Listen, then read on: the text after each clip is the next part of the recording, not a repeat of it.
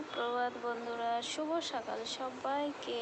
দেখুন একটা গোলাপ, এইখানে দেখুন তিনটে এইখানে গোলাপ আছে, আর এই যে একটা গোলাপ, আর এই পাশের গোলাপগুলো দেখুন কত সুন্দর, ছোট ছোট বেবি পিঙ্ক। দেখাতে পাচ্ছি না ভালো করে, জানি না, এই গোলাপগুলো দারুণ লাগছে।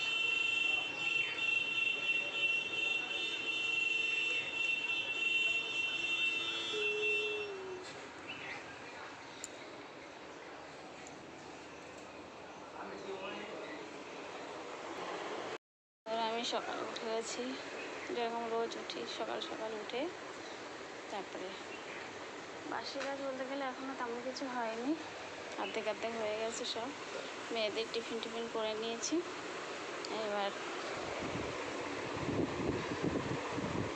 এখন বাস কাজ পড়ে আছে একটু, সেই কাজগুলো করব।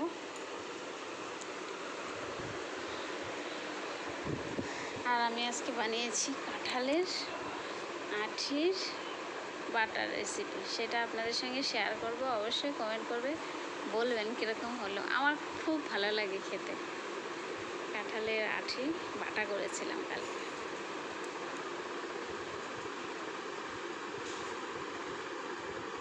ও বন্ধুরা, এই দেখুন, এটা কি দেখে মনে হচ্ছে? এটা হচ্ছে কাঁঠালের আঁঠি।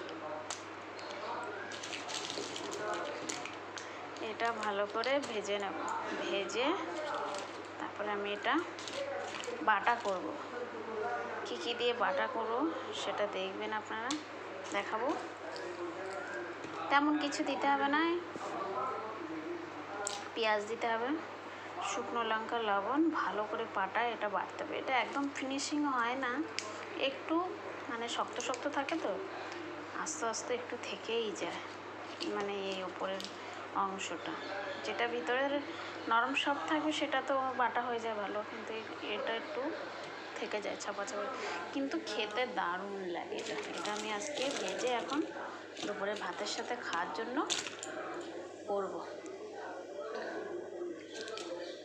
বন্ধুরা, গ্যাসে কড়াই বসিয়ে দিয়েছি, তেল দেবো না, এমনি ভাজা হবে। এটা দিয়ে দেবো, এটা ভাজা করতে হবে, মাঝে মাঝে একটু নাড়াও দিতে হবে, দিয়ে এভাবে ভাজা করে নেবো ভালো করে। ভাজা করে তারপরে ওটা ভালো করে পরিষ্কার করে মানে খোসাটা ছাড়িয়ে নেব। অর্ধেকটা তো উঠেই আছে, আর অর্ধেকটার আছে, সেটা ছাড়িয়ে টাড়িয়ে তারপরে পাটায় বাটবো। এটা ভালো করে ছুলে পরিষ্কার করে নিয়েছি, এবার পাটায় বেটে নেব। এভাবে করে এভাবে করবো।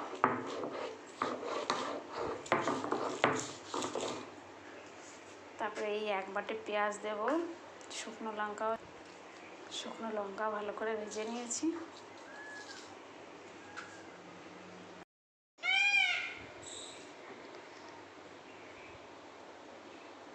এই দেখুন বন্ধুরা, কাঁঠালের আঁঠি এই যে বেটে নিয়েছি, শুকনো লঙ্কা, লবণ, এবার বাজছি পেঁয়াজ। এই দেখুন বন্ধুরা, বাটার পরে এটা এরকম মিক্স করে নিয়েছি ভালো করে পাটার মধ্যেই। এই দেখুন হয়ে গেল একটা দলা, কি সুন্দর কাঁঠালের আঁঠির ভর্তা।